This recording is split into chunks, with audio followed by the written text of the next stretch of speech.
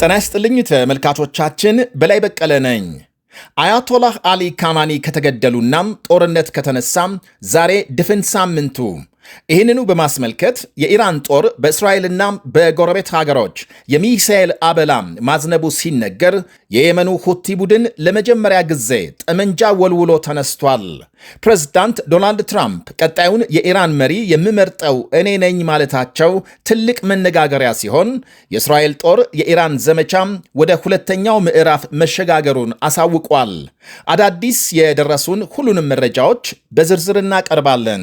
በነገራችን ላይ ተመልካቾቻችን በሀገር ውስጥና በውጭ የምትኖሩ ህጋዊና ታማኝ ሪል ስቴት የምትፈልጉ ካላችሁ በ8 ዓመት ውስጥ ከ8 በላይ ሳይቶችን ገንብቶ ብዙዎችን የቤት ባለቤት ያደረገው ቴምር አለላችሁ። አሁን በኔ ሰፈር አዋሬ፣ ቡልጋሪያና ፒያሳ መኖሪያ ቤቶች መሸጥ ጀምሯል።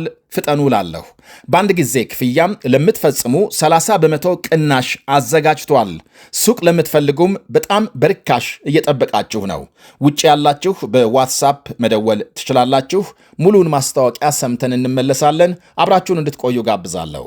ቴምር ፕሮፐርቲ በ30% ልዩ ቅናሽ የመኖሪያ ቤቶችን በመሃል ቡልጋሪያ ከአፍሪካ ንብረት አጠገብ ቢያከራዩት በዶላር የሚያከራዩቸው ቢኖሩበት ለመኖር ምቹ የሆኑ ቤቶችን ይዘንሎት ቀርበናል። ባለ 1 መኝታ 69 ካሬ በ5,554,000 ብር፣ ባለ 2 መኝታ 82 ካሬ በ6,600,000 ብር፣ ባለ 3 መኝታ 126 ካሬ በ10,143,000 ብር ብቻ ይዘንሎት ቀርበናል። ያስተውሉ፣ ይህ ዋጋ 100% ለሚከፍሉ ደንበኞቻችን ብቻ ነው። በተጨማሪም በግንባታ መሰረት በ36 ወር ለምትከፍሉ ከ1,587,000 ብር ቅድመ ክፍያ ጀምሮ በመክፈል የቤት ባለቤት መሆን ይችላሉ።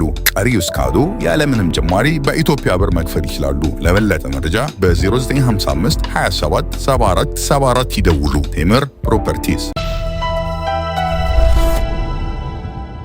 ብሪታንያም ቆጵሮስ የሚገኘውን ጦር ሰፈሯን ለመጠበቅ 400 ተጨማሪ ወታደሮችና ተዋጊ ጀቶች ማስፈሯን ጠቅላይ ሚኒስትር ኪር ስታርመር አስታወቁ። ጸረ ድሮን ቴክኒሽያኖችን ያካተተው ይሄው የብሪታንያ ወታደራዊ ቡድን ዘመቻ ኢራን በቆጵሮስ የሚሳኤል ጥቃት መፈጸሟን ተከትሎ የተወሰደ እርምጃ ነው ተብሏል። ጎረቤት ሀገሮች ከኢራን ሚሳኤሎች ጋር ትግል መቅጠማቸው ሲነገር ባህሬን ከ200 በላይ ሚሳኤል ማክሸፏን ገልጣለች።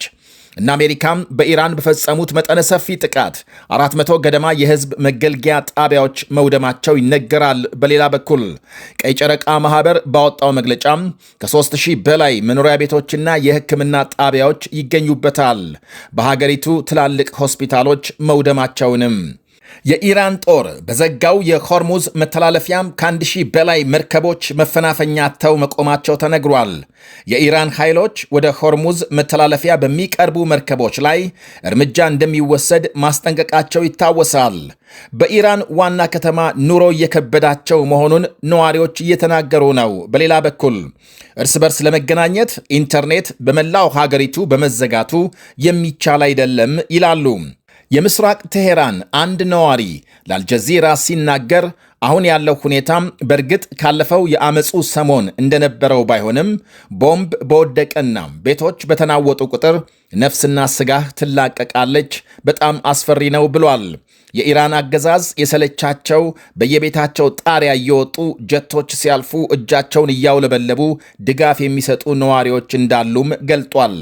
ካማኒና ባለሥልጣኖቻቸው ከተገደሉ በኋላም በሕይወት ያሉ ቀሪ አመራሮች ተወግደው ነፃ ለመውጣት ተስፋ ያደርጋሉ ብሏል። በዋና ከተማ ቴሄራንና በሌሎች የሀገሪቱ አካባቢዎች የዕለት ተዕለት የምግብና ሌሎች አቅርቦቶች እጥረት መከሰቱ ይነገራል። የአልጀዚራም የቴሄራን ዘጋቢ ሕዝብ በብዛት እየተሰደደ መሆኑንና የውሃና የምግብ እጥረት መኖሩን ገልጧል። ሌሎች መረጃዎች እስካሁን በጥቂቱ ከ100,000 በላይ የቴሄራን ነዋሪዎች መሰደዳቸውን አመልክተዋል። በሊባኖስም ሕዝብ እየተፈናቀለ መሆኑ ሲነገር በዋና ከተማ ቤይሩት በእስራኤል ጥቃት በወደሙ የመኖሪያ ሕንፃዎች ፍርስራሽ ስር ተከልለው እንደሚውሉና ቤታቸው ያልፈረሰባቸውም ምግብ ለመቅመስ ካልሆነም ፍርስራሽ ውስጥ እንደሚያሳልፉ ገልጸዋል። ከጥቃቱ ለመሸሽ እስራኤል ቴሄራንን፣ ኢራን ደግሞ የቀጠናውን ሀገሮች ሌሊቱንም ሲደበድቡ ማደራቸው ሲነገር የተባበሩት አረብ ኤምሬትስ የሀገር ውስጥ ጉዳይ ሚኒስቴር በመላው ሀገሪቱ የአስቸኳይ ጊዜ ማስጠንቀቂያ ማውጣቱ ታውቋል። ሕዝቡ ከበሮችና መስኮቶች እንዲሁም ከገላጣ ስፍራ ራሱን እንዲያርቅ መክሯል። ትላንት 132 የኢራን ሚሳኤልና ድሮኖች ማክሸፉን የሀገሪቱ ጦር ገልጧል። የባህሬን ሀገር ውስጥ ጉዳይ ሚኒስቴር በበኩሉ የኢንዱስትሪ መንደር በኢራን ሚሳኤል መመታቱንና በሰው ላይ የደረሰ ጉዳት አለመኖሩን ገልጧል።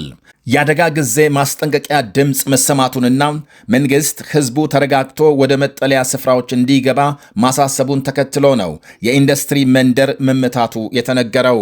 የኢራን ውጭ ጉዳይ ሚኒስትር አባስ አራክቺ በሌላ በኩል ሀገራቸው ተኩስ አቁም እንዲደረግና ከአሜሪካ ጋር ለመደራደር አልጠየቀችም ብለዋል። ከአሜሪካም ኤንቢሲ ቴሌቪዥን ጋር ባካሄዱት ቃለ ምልልስ በአሁኑ ወቅት ከአሜሪካ ጋር ለመደራደር የሚያበቃ ምንም ምክንያት የለም ብለዋል። 2 ጊዜ ተደራደርን፣ ጥቃት ፈጽማብናለች አሜሪካም ብለዋል። እናም አሁን ተኩስ አቁም ወይም ድርድር የምንጠይቅበት ምክንያት የለም ሲሉ ገልጸዋል። ኢራን ለእግረኛው ውጊያም ሙሉ ዝግጅት አድርጋ እየጠበቀች መሆኗንም አመልክተዋል። ይህ በእንዲህ እንዳለ የኢራን ጦር በአሜሪካ ግዙፍ የጦር መርከብ አብርሃም ሊንከን ላይ ጥቃት መፈጸሙን የሀገሪቱ መገናኛ ብዙሃን ዘግበዋል። አብርሃም ሊንከን በኢራን ጦር ሚሳኤል መመታቱን ከመግለጽ ውጪ በዝርዝር ወይም በምስል የታገዘ መረጃ ግን አላቀረቡም ተብሏል።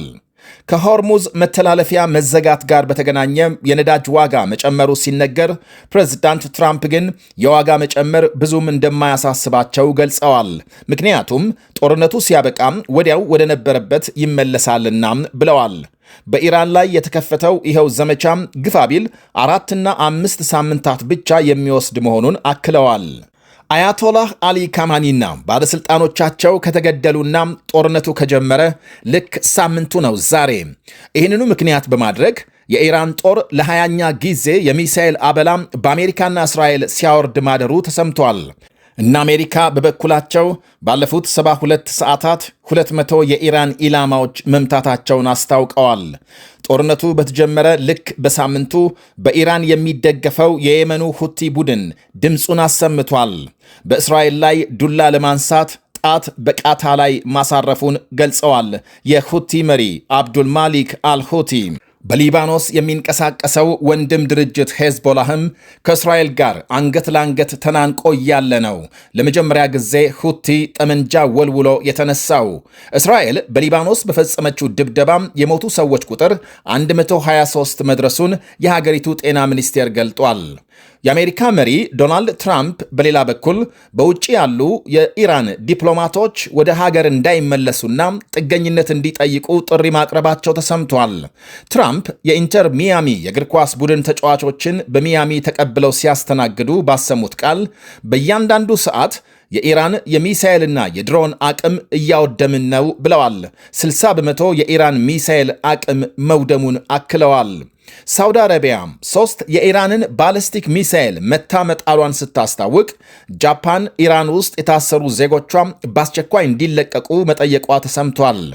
አንድ ዜጋም ከወር በፊት ሌላ አንድ ደግሞ ትናንት ምሽት መታሰሩንና ምክንያቱ ምን እንደሆነ እንደማይታወቅ የጃፓን መንግስት ባወጣው መግለጫ አመልክቷል። ከታሰሩት አንደኛው የጃፓን አንድ መገናኛ ብዙሃን የቴሄራን ቅርንጫፍ ሰራተኛ ነው ተብሏል። እናም ዜጎቹ በአስቸኳይ እንዲለቀቁ አለዚያም ተጨማሪ እርምጃዎች እንደሚወስድ አስጠንቅቋል የጃፓን መንግስት። ፕሬዝዳንት ትራምፕ ቀጣዩን የኢራን መሪ ለመምረጥ ጣልቃ እንደሚገቡ መግለጻቸው የዓለም መገናኛ ብዙሃንን ቀልብ ከሳቡ ጉዳዮች አንዱ ነው። ከአንድ የአሜሪካ መገናኛ ብዙሃን ጋር ባካሄዱት ቃለ ምልልስ ቀጣዩን መሪ ራሳቸው እንደሚመርጡ ገልጸዋል። አሁን ያለውን የኢራን አገዛዝ ሕጎችና ፖሊሲዎችን ይዞ የሚቀጥል መሪ በፍጹም አያስፈልግም ብለዋል። ካማኒን ይተካል ተብሎ በሰፊው የተነገረለትን ልጃቸውን ሞጅታባ ካማኒን ደካማ ሲሉ አጣጥለውታል። የቱርክ ፕሬዝዳንት ራሲብ ጣይብ ኤርዶዋን ደግሞ ኢራንና አሜሪካም ወደ ድርድር እንዲመለሱ ግፊት እያደረጉ መሆናቸውን ገልጸዋል። ከፈረንሳይ አቻቸው ጋር ተነጋግረዋል በስልክ። የተራዘመ ጦርነት ለቀጠናውም ሆነም ለዓለም መረጋጋት አደገኛ መሆኑን ገልጸዋል። የኢራን ሚሳኤል ቱርክ ሊገባ ሲል ተመቶ መውደቁን ተከትሎ ኔቶ ቴሄራንን ማስጠንቀቁ ይታወሳል። የሊባኖስ ፕሬዝዳንት በሌላ በኩል ፈረንሳይ ጣልቃ ገብታም የእስራኤልን የጅምላ ፍጅት እንድታስቆም ጠይቀዋል። በደቡብ ሊባኖስ በመቶ ሺዎች እየተፈናቀሉ መሆናቸውን በመጥቀስ ይህንኑ ጥሪ ተከትሎ የፈረንሳይ ፕሬዝዳንት ኢማኑኤል ማክሮን ለጠቅላይ ሚኒስትር ቤንያሚን ኔታንያሁ ስልክ ደውለው አነጋግረዋል። ቴምር ፕሮፐርቲ በ30% ልዩ ቅናሽ የመኖሪያ ቤቶችን በመሃል ቡልጋሪያ ከአፍሪካ ንብረት አጠገብ ቢያከራዩት በዶላር የሚያከራዩቸው ቢኖሩበት ለመኖር ምቹ የሆኑ ቤቶችን ይዘንሎት ቀርበናል። ባለ 1 መኝታ 69 ካሬ በ5 ሚሊዮን 554 ሺህ ብር፣ ባለ 2 መኝታ 82 ካሬ በ6 ሚሊዮን 600 ሺህ ብር፣ ባለ 3 መኝታ 126 ካሬ በ10 ሚሊዮን 143 ሺህ ብር ብቻ ይዘንሎት ቀርበናል። ያስተውሉ፣ ይህ ዋጋ 100% ለሚከፍሉ ደንበኞቻችን ብቻ ነው። በተጨማሪም በግንባታ መሰረት በ36 ወር ለምትከፍሉ ከ1 ሚሊዮን 587 ሺህ ብር ቅድመ ክፍያ ጀምሮ በመክፈል የቤት ባለቤት መሆን ይችላሉ። ቀሪው እስካዱ ያለምንም ጭማሪ በኢትዮጵያ ብር መክፈል ይችላሉ። ለበለጠ መረጃ በ0955 27 74 74 ይደውሉ። ቴምር ፕሮፐርቲስ